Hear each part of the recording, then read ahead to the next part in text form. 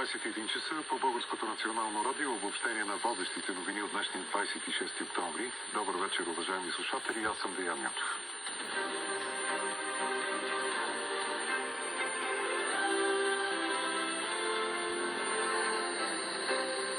Лидерът на ГЕРБ Бойко Борисов призова депутатите от Продължаваме промяната Демократична България да присъстват на насоченото за утре по искане на ГЕРБ, СДС и ДПС извънредно заседание на парламента за ветото на президента Радев върху закона за енергетиката, по-точно за либерализацията на пазара на електрическа енергия за битовите потребители.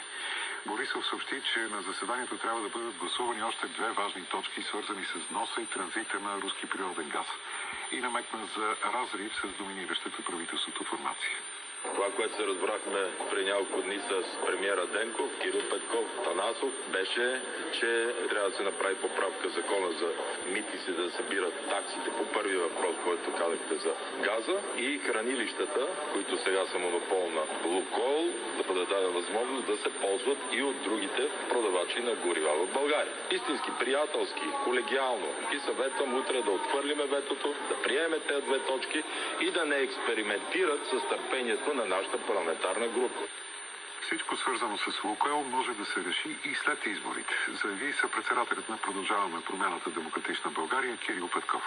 Най-важният ден за хората, когато в следващите 2 дни наистина трябва да решат кой да бъде градоначалника, кой да бъде човека, който следващите 4 години ще управлява техните населени места, да не им хвърляме прах в очите с 73 стотинки, с не знам какви стотинки, защото всичко, което е свързано с Лукойл, винаги може да се реши след изборите.